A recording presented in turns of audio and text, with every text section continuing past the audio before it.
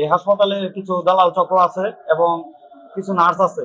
এরা হাসপাতালে রোগী আসলে এরা কোনো কায়দায় তাদের বাসায় বা তাদের কোনো জায়গায় মানে স্থানে নিয়ে যায় এই রক্ত ছাড়া অপারেশন করে।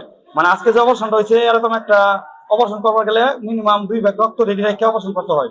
তার বাসায় রক্ত ছাড়া অপারেশন করছে, এই কারণে রক্ত শূন্যতায় রোগীটা মারা গেছে।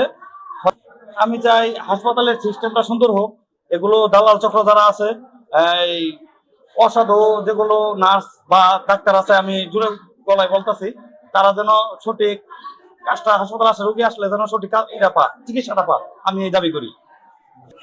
আমার সব এই আমার ওয়াইফের সব কারণ হলো এই যে সম্ভব সব ওনার সব উনি আমার ওয়াইফের ওনার দ্বারা এটা এক্সট্রিম মশার কয়েল প্ল্যান্ট ফাইবার দিয়ে তৈরি, ডেঙ্গু চিকুনগুনিয়া বাহি সহ যে কোনো মশার বিরুদ্ধে দেয় এক্সট্রিম সুরক্ষা। গাইনি ডাক্তার রোগীটাকে দেখার আগেই এই রোগীটাকে তারা রোগীটাকে তারা এখান থেকে হাসপাতাল থেকে নিয়ে অন্য একটা জায়গায় নিয়ে গেছে। ওনারা বলতেছে এখানকার যে একজন সিস্টার আছেন, এখানকার একজন সিস্টারের বাসায় তারা নিয়ে গেছে।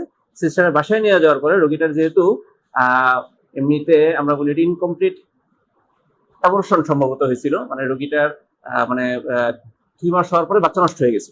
তো এই অবস্থায় তারা যখন ওখানে নিয়ে গেছে তখন ওনারা বলতেছেন আর কি, যে রোগীর লোকের ওনারা অভিযোগ করতেছেন যে ওইখানে ওই নার্সের বাসায় ওই রোগীটাকে ডিএনসি নামক একটা অপারেশন করা হয়েছে।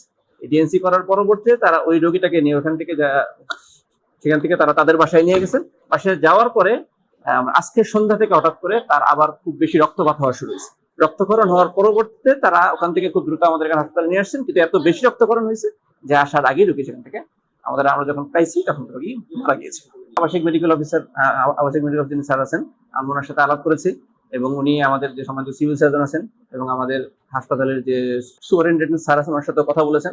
ওনারা প্রত্যেকে এটা বলছেন যদি আসলে ওনারা এটার ব্যাপারে একটা ইনকোয়ারি করা হবে, আর যদি আসলে এই অভিযোগ ওনাদের যে অভিযোগ করা হয়েছে, ওনারা যে অভিযোগ বলতেছেন, হ্যাঁ, যে সিস্টার আমাদের যে হাসপাতালের যে নার্স আছেন উনি যদি আসলে হাসপাতালের বাইরে এরকম কোনো কাজ করে থাকেন তাহলে অবশ্যই এটা একদম অবৈধ একটা কাজ হয়েছে।